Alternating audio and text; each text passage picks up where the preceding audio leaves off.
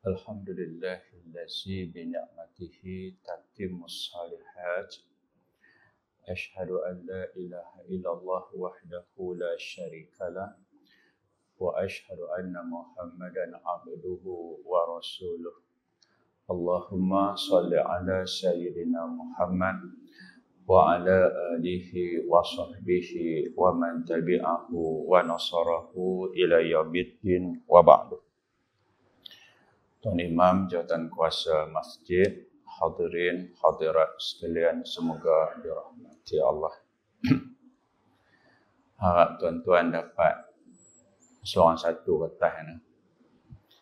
Saya buat ada dua set ni.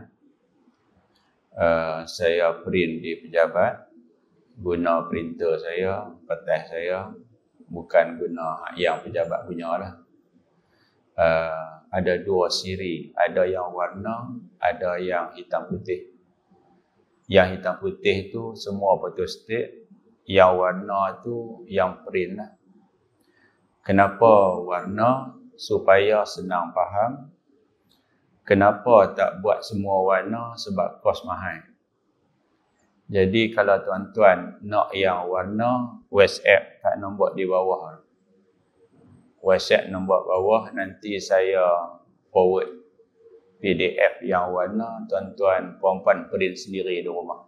Nah, jadi yang dapat hitam putih tu boleh tukar jadi color, tapi kena print lain. Hantar WhatsApp kat saya, nanti saya forward balik. Macam tu nah. Baik, saya nak kongsi dengan tuan-tuan kes faraid yang simple, waris tak ramai. Tapi nak kira susah. Kalau pernah tak pakai jam mangkuk, jam hak kunci gerak tidur krek pernah tak? Pernah tak? Kadang kita bawa pergi dekat pemen jam, dia kata elok beli lain. Sebab perbaik mahal bedah baru. Harta pusaka dia tak macam tu. Walaupun harta tu sikit, tetap kena faraid. Misal dia, mak mati lama dah. Ayah menikah pula. Lepas ayah menikah pula, dapat anak baru, ayah mati. Jadi lah ni mak pun tak ada, ayah pun tak ada, mak tiri pun pergi rumah orang lain pula. Simpan-simpan rumah, jumpa gelang. Gelang tu bukanlah mahal mana. Siapa punya? Mak hak mula. Maka ayah dapat suku, bini baru ayah dapat 1/8 daripada hak ayah yang 1/4 tu. Kod mana pun banyak duit, sikit duit, tak boleh kita buat mudah. Nah. Semalam saya terima seorang tetamu, kes ni lah. Kes ni kes saya settle dah lama dah. 25 bulan Jun itu. Tapi dia minta nak jumpa, saya kata mai lah semalam. Dekat sejam juga duduk di rumah. Dia kata saya tak faham. Kalau tak faham, telefon pun tak faham. Ustaz kena tunggu di rumah saya nak mai. Jadi yang ni bahan yang saya edit sedikit bagi senang faham, saya kongsi di sini. Nama kesemuanya bukan nama sebenar. Semua saya ubah. Saya hanya kekalkan dia punya hak mula. Okey. Cuba tengok yang mati ni nama Zuraina. Zuraina ni nak beritahu dia mati musim Covid. Ingat Covid? Dia meninggal sebab Covid. Dan 2023 Covid ada lagi tak? Tak ada dah. Habis sebab apa settle 2023? Suami dia simpan. Faham tak? Simpan sampai KWSP bagi duit kat dia. Bila bagi, dia tak reti nak duduk. Sebab apa? Duit pusaka isteri dia. Jadi baguslah. Dia menunggu sampai duit masuk. Bila masuk, dia tak belanja. Dia tanya dulu. Bukti kata dia tak guna ni ialah duit itu ada sen-sen di hujung, tahu sen-sen. Sen-sen tu macam TNB ada sen-sen tak hujung? Ada kan sen-sen hujung. Tu contoh betul lah, cuba tengok. Zuraina dia meninggal. Masa dia meninggal, dia ada suami nama Radi, bukan nama sebenar. Dia masih ada ayah. Ayah dia bukan 2 orang. Ayah ada 2 nama. Macam keluarga saya, mak saya anak ada 9. Tapi anak nombor 8 ada 2 nama. Mak letak nama Tok Nek. Mak letak nama Tok Nek. Nama Rahmah. Nama lama dah tu. Okey, adik saya nombor 8. Dia ada kakak. Satu-satunya kakak. Kakak kata dia nak buah nama juga. Jadi, adik saya nombor 8 ada 2 nama. Rahmah. Satu lagi, Nur Azlina. Faham tak? Dahsyat nak orang Melayu. Ada 2 nama. Yang ni nama pertama, Abdul Malik. Nama kedua, Sa'ad. Dan kebetulan di sini bagi tahu, yang mati ni bin Abdul Malik, laki dia pun bin Abdul Malik juga. Faham tak ni? Ini orang panggil apa dah ni? Kebetulan.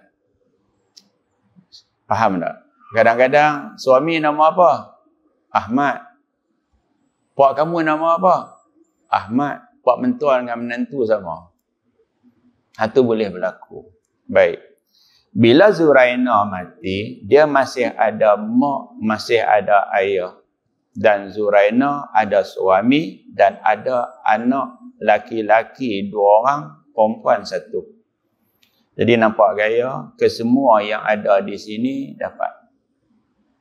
Baik, bila seseorang ada anak laki-laki, abang, adik, kakak tak dapat.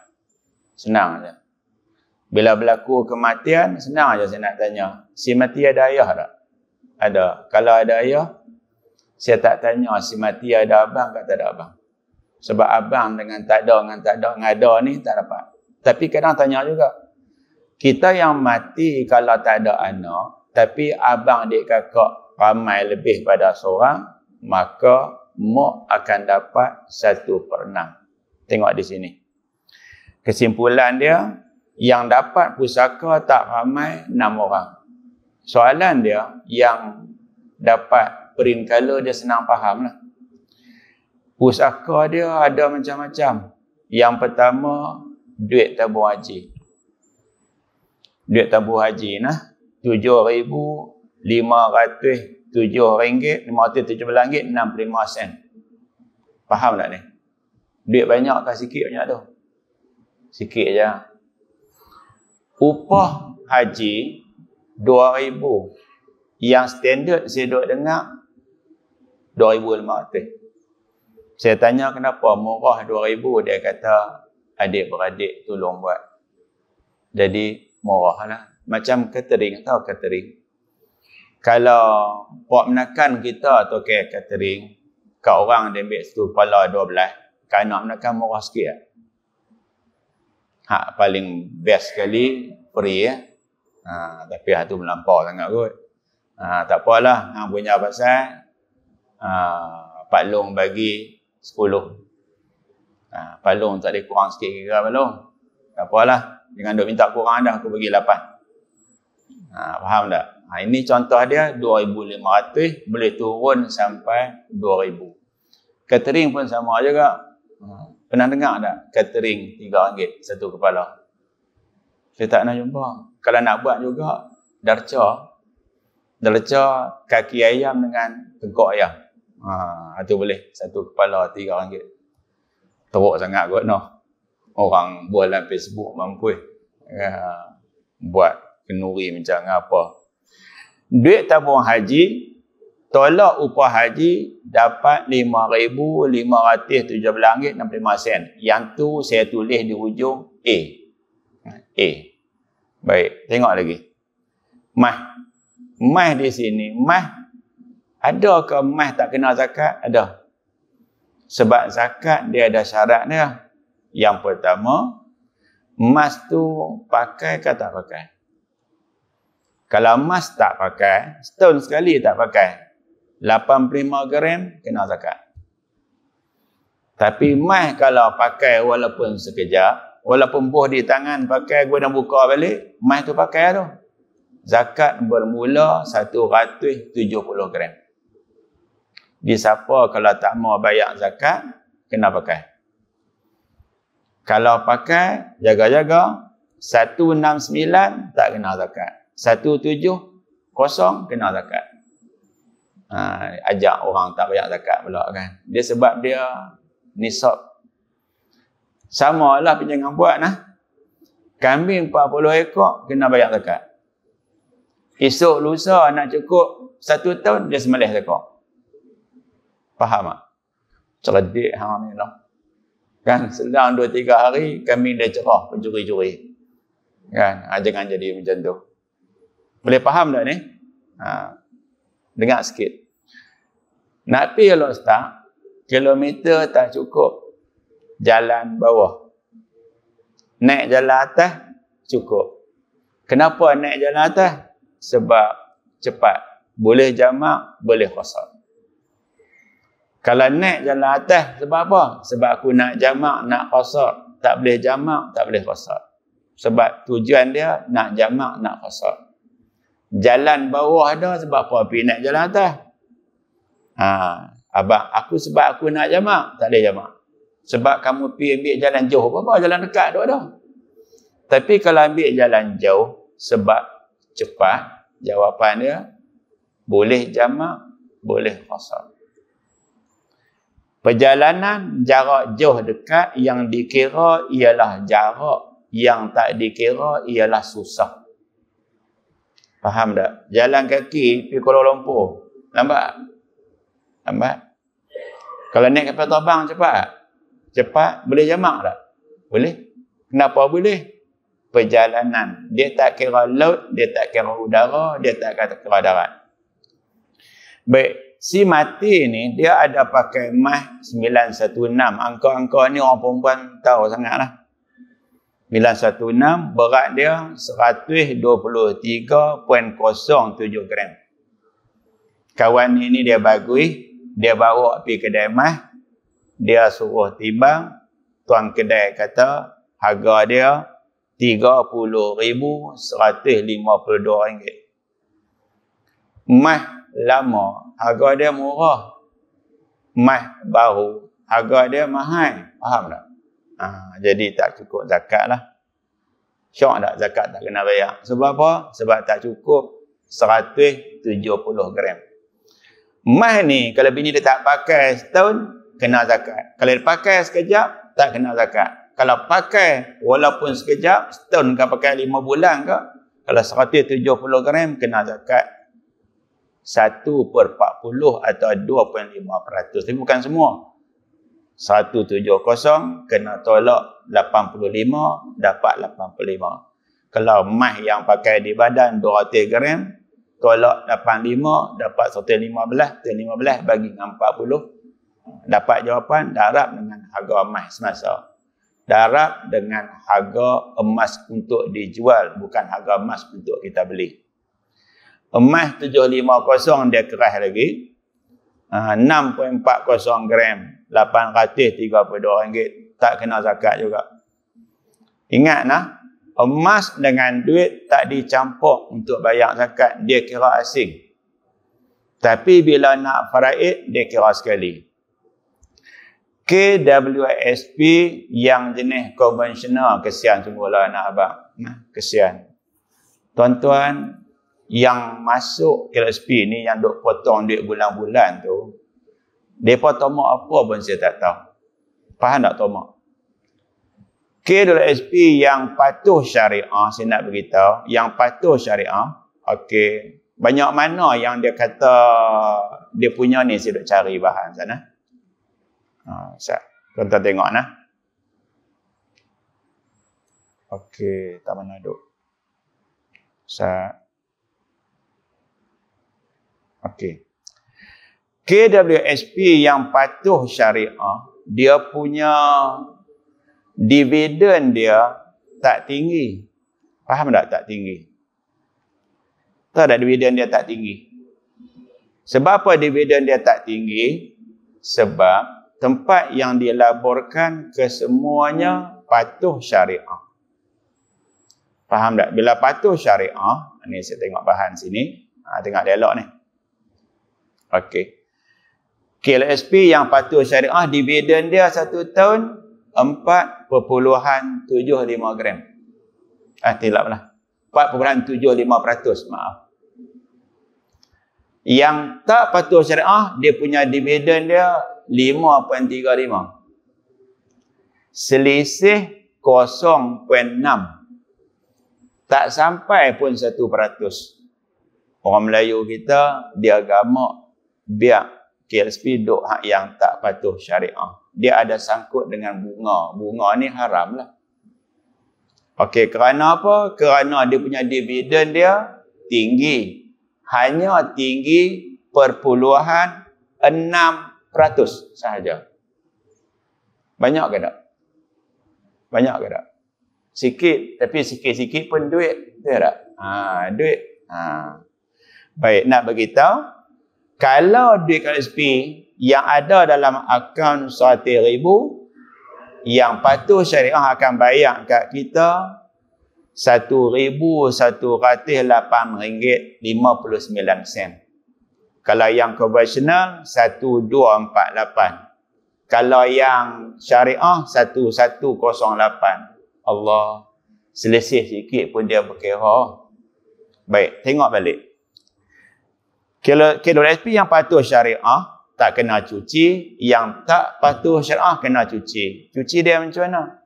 Ni saya buat rumusan sikit nah. Wang KLSP yang konvensional, kalau nak kita nak ambil, kena tolak 24.5%. Di sini kalau tuan-tuan tengok nah, saya ringkaskan. Daripada 23,375 sen yang tidak patuh syariah, ada RM5,717.99. Saya nak tanya, dividen tinggi sikit tapi kena tolak banyak tak? Faham tak? Tinggi sikit tapi kena tolak banyak. Hak mana untung? Tapi hak jenis tak kira hukum hakam ni, dividen nak banyak, tolak tak mau. Faham tak? Dia nak dividen tinggi, cuci tak payah. Nak beritahu, bila kita tak cuci, harta tu bercampur halal dengan haram. Jadi bukan pusaka lah. Jadi hak main rumah saya semalam kata, kenapa kena tolak? Saya abang, sebab wang itu bercampur, yang halal dengan yang tak halal, kena cuci. Okey, dan saya beritahu kat dia, kalau kamu tak mau cuci, saya tak tolong kamu. Maksudnya, pergi tanya orang lain untuk faraid. Saya tak mau tolong faraid. Sebab saya tak mau faraid harta tak halal.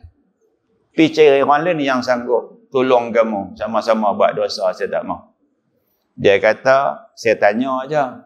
Saya tak faham. Memang saya nak cuci pun. Okey, tak apa.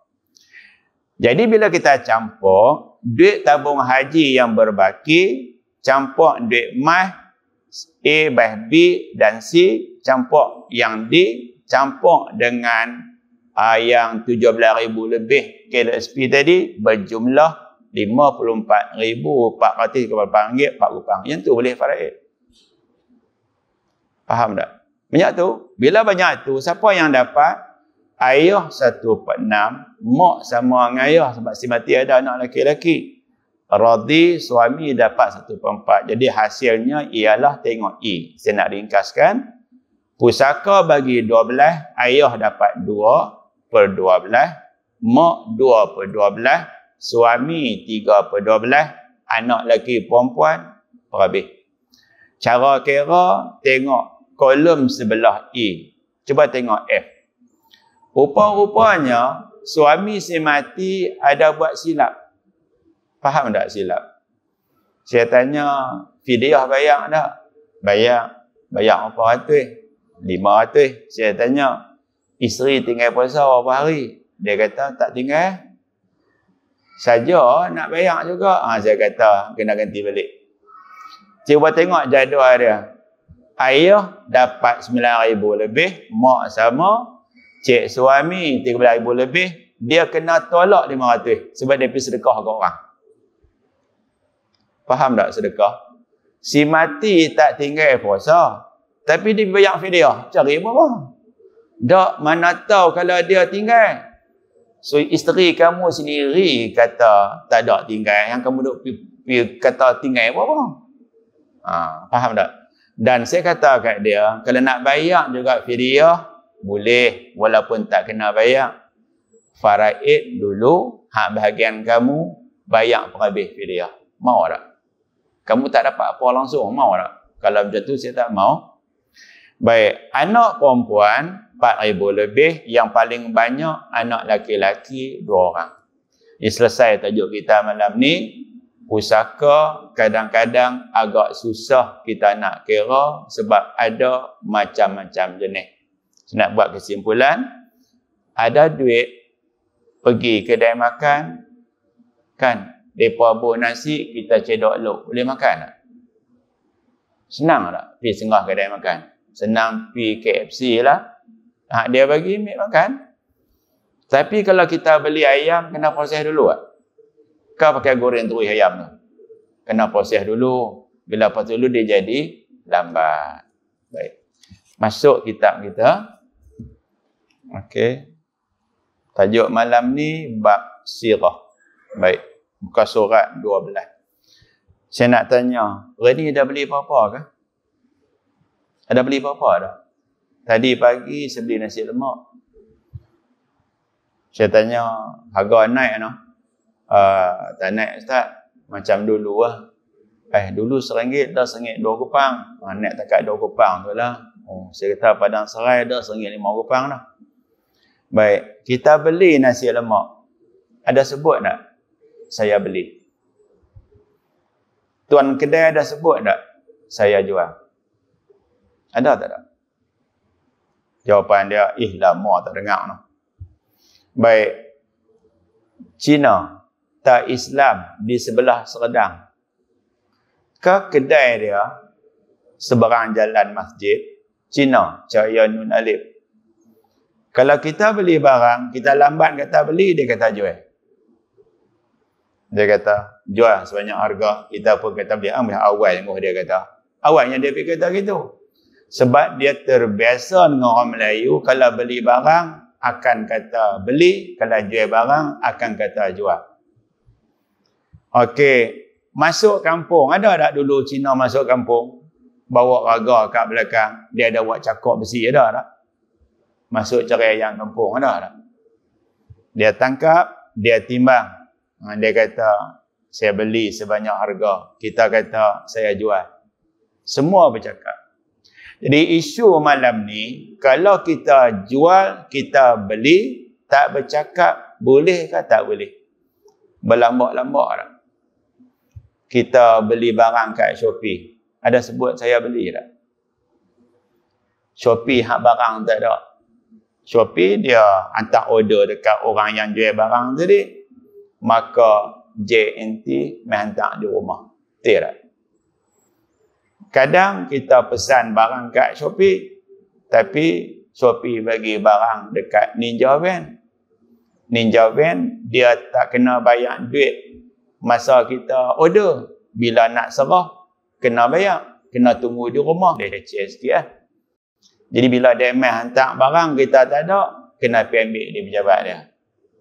Isu saya bincang malam ni, wajibkah kita kata jual? Wajibkah pembeli kata beli? Kalau kita kata tak sah, hari-hari kita buat dosa. Di law ni, sah ke tak sah jual beli, tak bercakap. Termasuk, ada tak bayar duit kereta, kod mesin? Bercakap ke tak? Cakap tak bercakap? Kita beli barang, majikan bayar gaji, bank sedut. Ada bercakap ke tak bercakap? Tak bercakap. Juga mesin jual ayak. Kita buh duit, ayak turun. Kita bercakap ke tak? Itu kita bincang. Bila si penjual kata saya jual, pembeli kata saya beli, itulah yang nama dia sirah. Percakapan penjual dan pembeli itu boleh diselangi tak? Kita duk bincang selalu bab akad nikah. Saya ingat lagi 3 bulan 8 96, hari tu saya kahwin waktu malam. Elektrik tak ada satu Malaysia, ingat tak? Jadi kebetulan untuk imam tu dia angkat nikah saya. Saya pengantin pertama dia angkat nikah. Faham tak? Imam baru.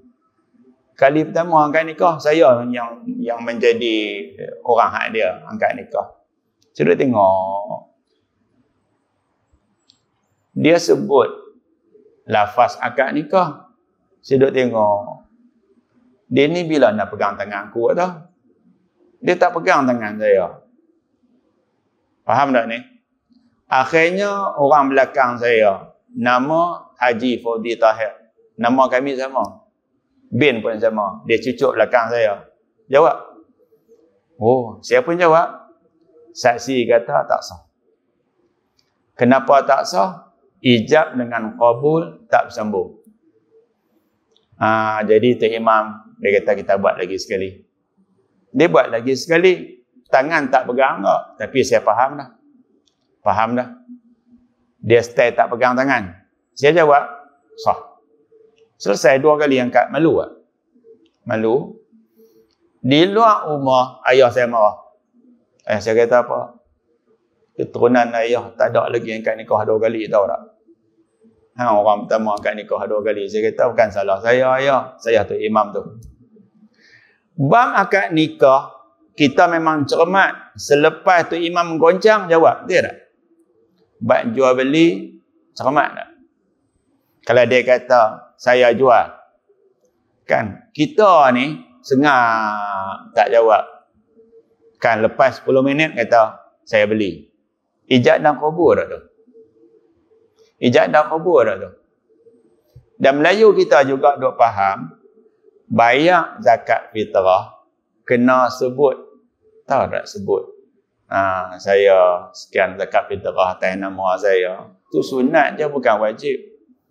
Kalau tak sebut pun sah. Yang penting duit kena berlaku pindahan dia. Duit kena bagi pada penerima. Ni bab akad jual beli ni. Tidak terpisah antara waktu ijab. Ijab ni siapa yang kata dulu. Qabul siapa yang kata kemudian. Tak kisah pembeli nak kata dulu ke, penjual nak kata dulu. Biasanya siapa kata dulu? Biasanya tuan punya barang kan? Saya tak tuan punya barang. Akad nikah kita dulu, lama dah kot. Akad nikah. Kita kata dulu ke atau imam kata dulu? Pernah tengok tak akad nikah pengantin lelaki kata dulu? Pernah tengok tak? Tak pernah kan? Yang duk tengok pada imam. Kalau sebaliknya pun boleh. Sebaliknya boleh. Masa tu nak bagi hilang ketak. Dan qabul yang kebiasaannya menunjukkan kepada ketidakredaan pihak yang menerima. Kita kata kat dia, saya jual, okey, saya jual, ayak ni katakan sebanyak RM2. Pembeli sengah apa pun tak jawab. Selepas 10 minit, dia kata, saya beli sebanyak harga. Jawapan dia, pisah yang lama, nampak seperti tak mau, kena buat akad jual beli yang baru.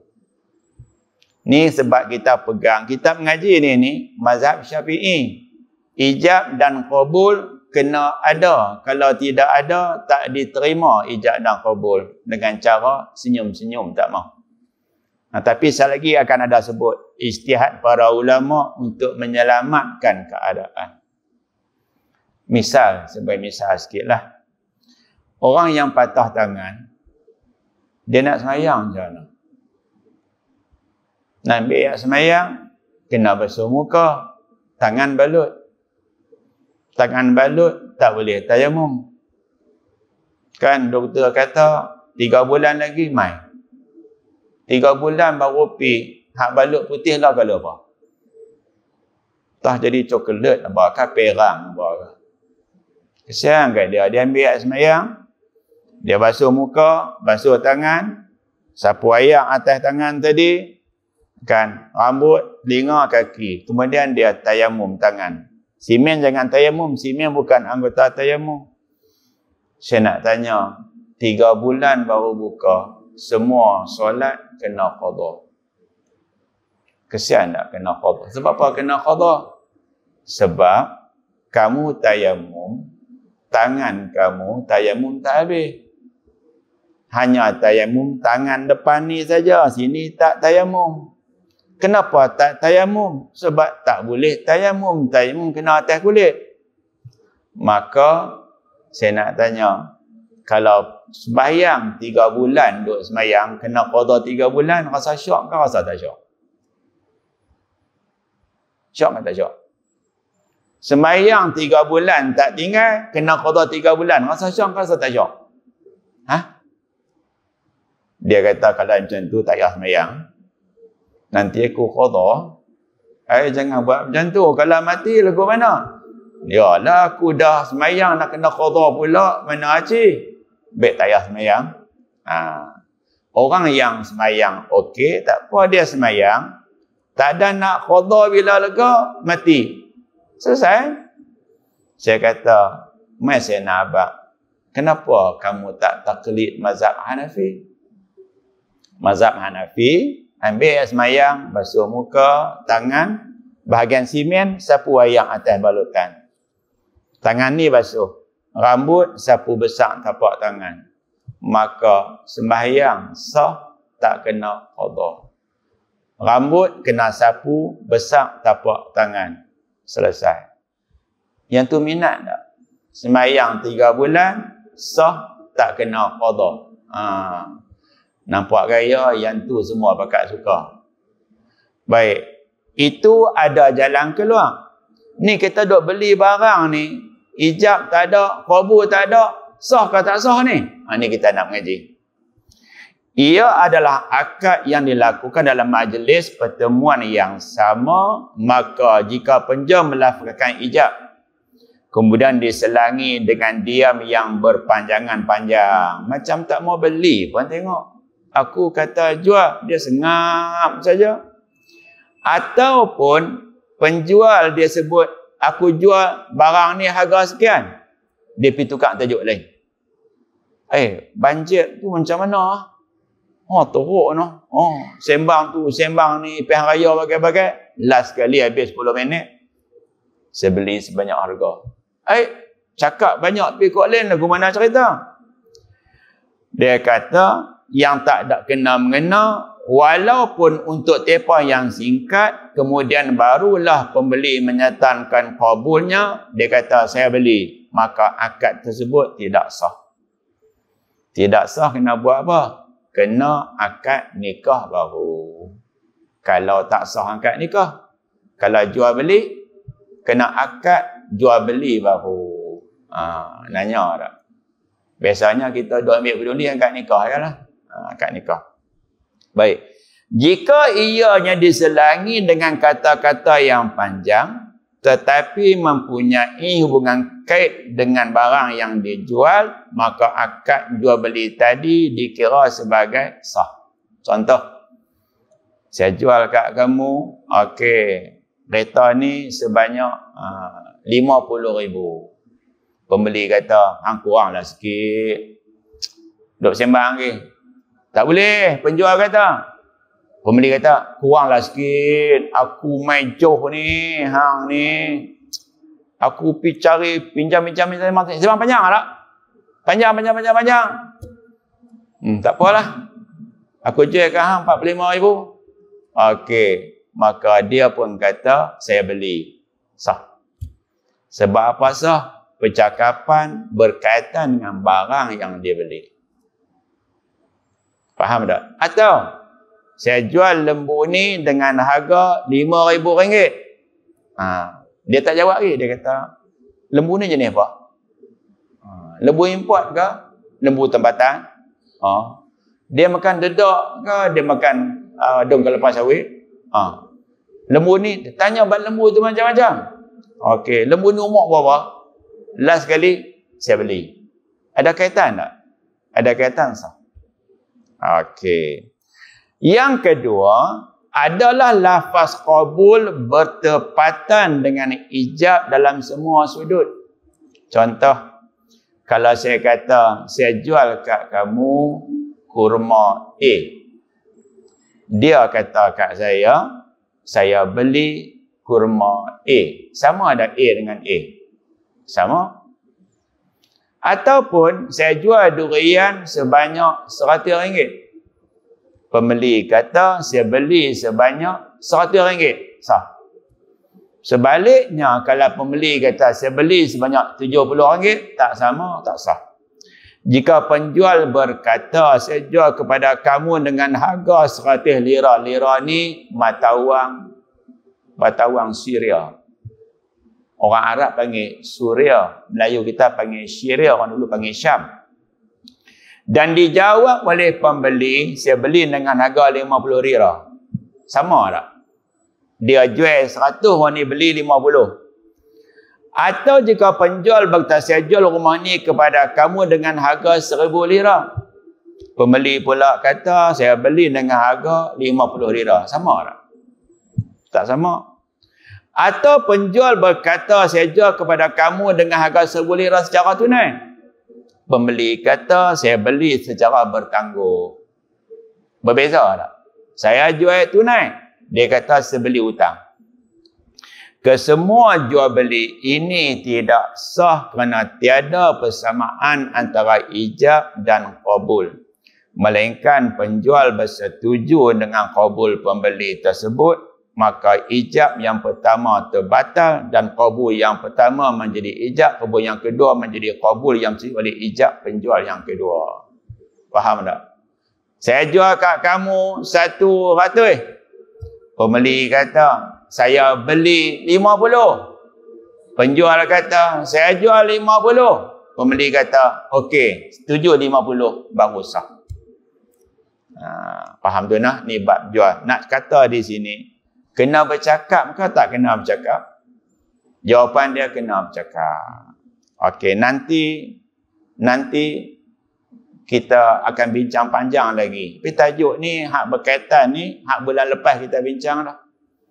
Imam Nawawi ambil jalan mudah sikit. Kesian tak jual beli tak sah? Kesian tak jual beli bila tak bercakap berdosa? Kesian tak? Bila kesian, Imam Nawawi kata, hak bulan lepas kita bincang dah, apabila masyarakat kita sudah terbiasa akad jual beli dengan hulur dan terima dan dipandang sebagai boleh, maka dibolehkan demi nak mengelakkan orang Melayu kita ni buat dosa hari-hari. Faham tak? Saya nak tanya, kita suruh duit dekat cashier saja minyak. Suruh duit tu kita sedekah kat dia ke? Kita pergi bagi duit kat dia. Dia kata, pakcik sedekah kat saya ke? Awaknya, ni bagi duit cakap apa pun tak? Ya, takkan nak sedekah kat kamu kot. Nak beli minyak Satu, itu kalau pembeli tu layak, penjual tu layak buruk. Yang kedua, kita pergi kata, saya beli minyak sebanyak harga. Dia pergi kata pula kat kita ni, memang kami nak jual pun. Mana kami duk sedekah minyak? Kena ada orang ni je. Faham tak? Saya nak tanya, bila kita naik kereta, minyak masuk tak? Tabuh dah tadi, masuk kan? Ada dah tak perhati dengan penjual? Tak ada masalah. Dia ada dah tak perhati dengan kita? Tak ada masalah.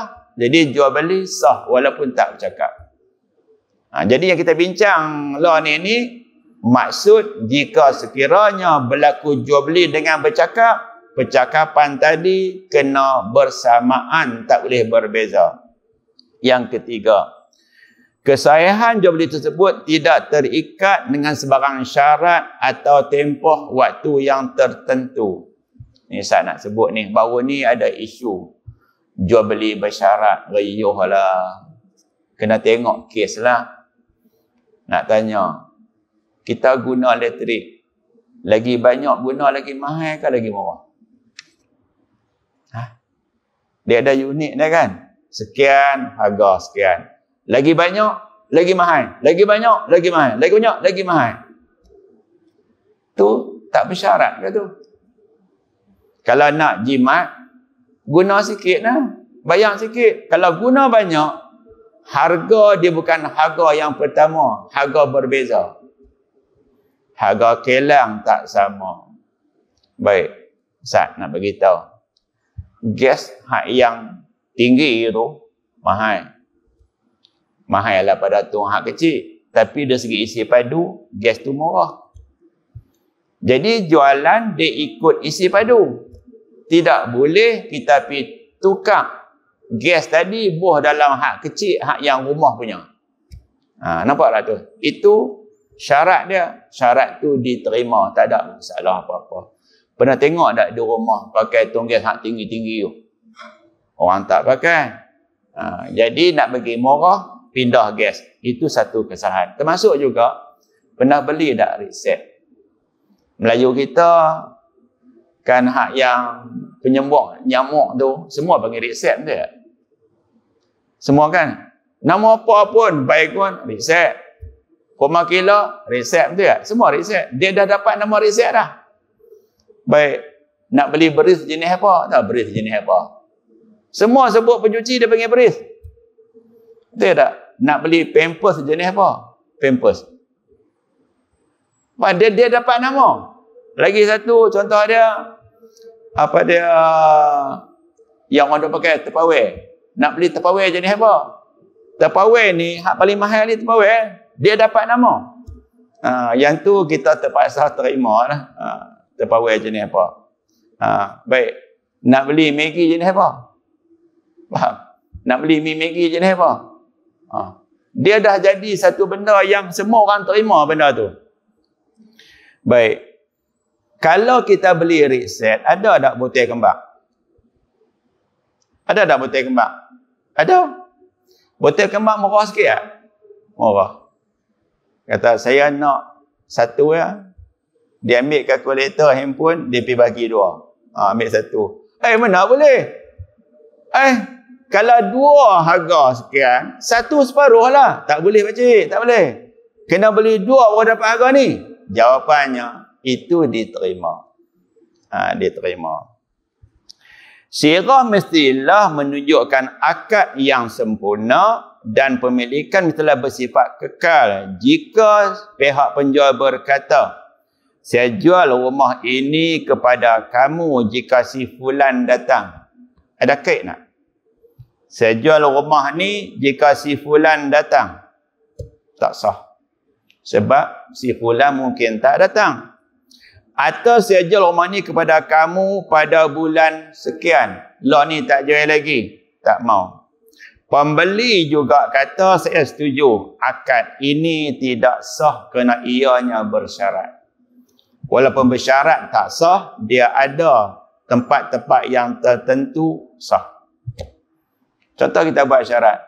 Saya beli lembu daripada kamu harga RM5,000 dengan syarat kamu belah lembu ni sampai kenduri. Nampak tak? Ada syarat tak tu?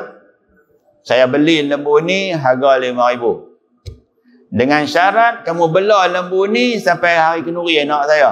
Sebab apa dia buat macam tu? Sebab saya tak erti belah lembu. Saya nak tanya, kalau dalam taman orang balik lembu, orang riuh tak? Orang riuh tak? Sampai 2 minggu duduk di taman. Hang ni haru sungguh lah. Buatlah syarat. Syarat dia apa dah? Beli lembu, harga semasa, aku upah kamu jaga lembu ni selama 2 minggu. Cukup 2 minggu, aku pembek atau kamu hantar. Tak ada masalah. Macam kita beli barang apa ni, apa hawa dingin, aircon rumah. Dia jual sekelingan pasang. Kelingan pasang kan? Jadi ada syarat tak? Ada. Boleh tak? Boleh. Memang semua lepas jual, lepas pergi pasang. Macam tu. Kewujudan syarat ini menunjukkan kehendak penjual untuk menjual dan kehendak pembeli untuk membeli tidak jelas. Faham tak? Tidak jelas. Saya jual barang ni jika dolar datang. Oh, hang ni nak jual sebab dolar mai, dolar tak mai, hang tak jual. Tak sah. Demikian juga, jika penjual menjawab, saya jual kereta ini kepada kamu selama setahun. Kereta jual setahun mana boleh? Tak boleh. Kereta kena jual sampai bila-bila dia nak pakai dia. Okey, dia kata saya beli. Itu juga tak boleh dihadkan. Jadi kalau nak jual secara, aku nak jual kereta ni sebulan saja. Tak boleh. Sewa boleh tak sebulan? Boleh. Tak ada masalah. Okey, contoh. Saya sewa rumah ni kat kamu dengan syarat kamu tak buat rumah ni kelang roti kamu. Tak ada masalah. Sebab bersesuaian. Saya sewa kedai ni dengan syarat kamu tak jual gas. Tahu tak jual gas? Jual gas. Kalau jual gas letak kedai elok. Ada orang letak gas letak pelan-pelan ke dia pakai tuk ke? Kan kadang orang duk baling gas naik atas lori pakai baling itu lah. Jawapan dia, kalau sewa tak mengapa. Kalau jual beli tak boleh. Saya jual kedai ni kat kamu, syarat kamu jangan jual gas. Tak mau. Sebab kedai tu kedai dia. Tapi kalau sewa boleh. Tapi kadang ada menang-menang. Saya sewa kedai ni kat kamu dengan syarat kamu tak boleh keluar. Kalau kamu keluar, kamu kena baiki kedai ni sampai elok pun boleh keluar. Itu tak mengapa. Faham tak? Saya sewa kedai ni kat kamu, kamu tak boleh keluar. Kalau kamu keluar, kamu kena baiki kedai ni. Boleh? Baik, orang meniaga gas pula, dia kata, saya sewa kedai ni dengan kamu dengan syarat kamu tak suruh saya keluar. Kalau suruh saya keluar, kedai saya tak perbaik. Nampak tak? Menang-menang. Menang-menang tak apa. Larangan ini menetapkan tempoh dan syarat tertentu ini hanya memberikan barang jual berbeza dengan pembayaran. Bayar boleh sikit-sikit. Jika penjual menjual satu barang dengan pembeli, perlu menunaikan bayaran pada awal bulan depan atau pada 2 bulan berikutnya. Okey, 2 bulan. Bukan 2 bulan berikutnya. Jual beli ini sah kerana pembayaran ini dianggap dalam bentuk hutang yang menjadi tukang pembeli. Nampak tak? Jual rumah, hutang boleh. Tapi jual rumah, bulan hadapan baru jadi. Tak mau. Dia kena segera. Ini bermakna penentuan syarat dan jual tadi bagi penjaran boleh diterima beza bagi barangan yang dijual.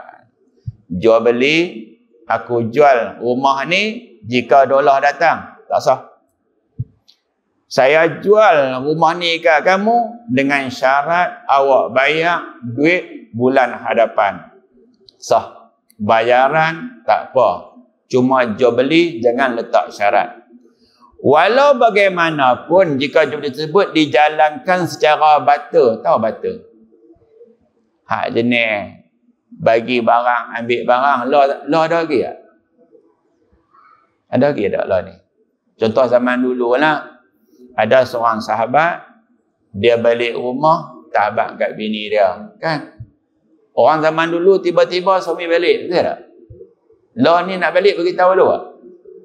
Ada tak? Beritahu dulu. Beritahu nak sampai dah ni. Tolong goreng lok siap-siap. Ada. Dulu-dulu, zaman sahabat dulu, sahabat ni balik rumah. Balik rumah, isteri tak tahu suami nak balik. Balik kerana nak buka puasa tak? Nak buka puasa, makanan tak ada di rumah. Yang ada hanyalah buah kurma. Dia kata kat lelaki dia, abang duk lah Sat, saya nak bawa buah kurma, nak pergi cari tepung. Faham tak? Bawa buah kurma, nak pergi jual buah kurma, beli tepung. Bila bawa kurma, pergi jual, beli tepung, balik-balik uli-uli tepung, kira kalau orang ada ni roti tepayan lah kan. Bila masak siap dah, tengok-tengok suami dia tidur. Awal Islam, kalau tidur makanan tak boleh makan, besok malam pula baru boleh makan. Teruk tak? Teruk tak teruk? Jadi kalau waktu malam, tidur aja tak boleh makan. Ni awal Ramadan, tidur tak boleh makan. Oh, teruk tak? Makna zaman tu bangun suhur tak ada lah. Tak ada. Tidur tak boleh makan. Kemudian telah diubah. Selepas solat tarawih, boleh tidur, boleh makan. Bangkit pagi besok, subuh tak masuk lagi pun boleh makan. Asal subuh tak masuk lagi. Kalau subuh masuk tak boleh. Jadi nak cerita dia, zaman tu bawa buah kurma, jual kurma, beli tepung. Boleh?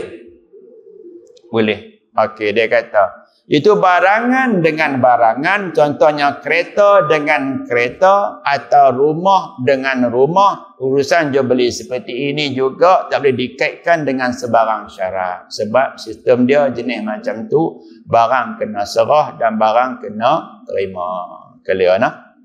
Baik, ada soalan kok apa kita nak bincang, boleh kita bincang tengok. Nak lajak sakit, terlajak masa panjang sangat. Ada soalan nak bincang ke?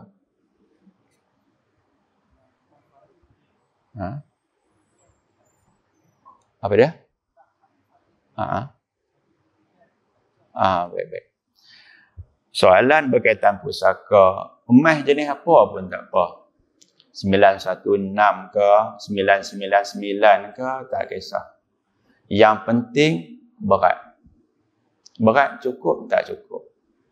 Bila kita timbang 85 gram, tak pakai langsung setahun, maka kena zakat. Nak bayar zakat buat macam mana? Bawa pergi kedai. Ataupun WhatsApp kat saya, beritahu berat dia berapa. Saya WhatsApp kat kedai mas. Kedai mas dia akan WhatsApp kat saya. Dia tolong saya. Faham tak? Kawan orang kedai, orang jual mas. Dia duk tanya saya bab zakat. Saya duk tanya dia bab mas. Okey, dia kata harga dia sekian, berat cukup. Maka bahagi dengan 40, dapat jawapan dia, itulah zakat. Faham tak? Sekiranya timbang-timbang tak cukup, maka tak kena. Emas jenis apa pun boleh campur sekali. Bila kita campur-campur, cukup. Hak tadi, campur-campur tak cukup juga. Campur 3 jenis, 4 jenis tak cukup juga. Tak kena zakat. Kata 85 kena zakat. 85 tu kalau emas tak pakai. Kalau emas pakai 170. Oh, macam tu. Bila nak bayar zakat, kita tanya, kalau nak jual dapat berapa ribu, maka bahagi dengan 40. Kita nak beli emas, ikut orang tu nak jual berapa. Kita nak bayar zakat, kena tanya, boleh jual berapa. Kita bukan kira dengan emas harga semasa dah. Harga emas lama dengan emas baru tak sama. Baik, yang kedua. Yang ni nak beritahu ni, duit ada, tak cukup zakat. Emas ada, tak cukup zakat. Kalau campur dua-dua, cukup, tak kena bayar zakat juga. Faham tak faham? Duit katakan ada 15,000, tak kena zakat. Barang kemas ada 10,000, tak kena zakat. Campur dua, cukup tak? Kalau jual emas, dapat 10,000. Campur dengan duit, cukup 25,000. Zakat hanya RM22,100 saja. Nisab dia. Tak kena zakat sebab emas dengan duit tak campur. Faham tak? Pening sikit bab zakat. Baik, yang kedua. Dia duduk mengaji ni. Emas 170 gram kena zakat. Pakai kena, tak pakai pun kena. Kalau tak pakai 170 gram bagi 40. Kalau pakai 170 gram tolak 85, dapat 85 bagi 40. Oh, dia kata tak ada cara kau supaya zakat tak kena bayar. Tuan-tuan jangan tiru saya nak abang ni nah. Tahu buat macam mana? Tahu buat macam mana? Bahagi 2 barang kemas tadi. Faham tak? Simpan barang kemas 80 gram. Kena zakat. 80 tak cukup 5. Tak kena zakat. Faham tak? Dan pakai 90 gram. 90 gram tak kena zakat. Tak cukup nisab. Mas yang dipakai tak cukup nisab. Mas yang simpan tak cukup nisab. Maka zakat tak kena. Kalau dia pakai ke semua, kena zakat. Kalau dia bagi 2, tak kena zakat. Tapi janganlah jadi sampai macam tu. Hang sebab apa? Pakai separuh, simpan separuh. Aku tak mau bayar zakat. Jangan. Allah Ta'ala ambil. Lagi senang je. Tak senang. Tidak. Pintu rumah lupa tutup. Dia masuk ambil cerah. Faham tak? Jadi kacau habis macam tu lah. Nah, jangan kita sampai berhelah. Tapi tak berdosa. Sebab apa emas kamu pakai tak kena zakat? Aku pakai 90 gram. Yang kena zakat 170. Kalau hang campur dengan hang simpan cukup lah. Hak tu emas simpan, yang ni emas pakai. Emas simpan dengan pakai tak campur. Boleh faham tak? Nah? Jadi macam tu lah. Bila nak bayar zakat, asalnya emas tu sendiri bayar zakat. Tapi cacat tak? Cacat tak nak kena kerat dengan belayar, nak bagi zakat cacat. Jadilah macam ni.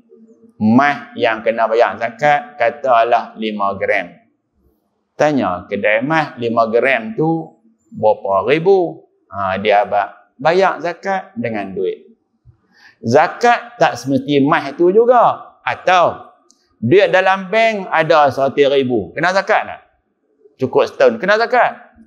Bukan wajib pergi ambil duit hak 100 ribu tu bayar zakat. Kita boleh ambil duit dalam poket kita ni. Ni zakat saya tahun ni. Boleh. Duit ni tak usik pun. Duit ni bayar pun boleh.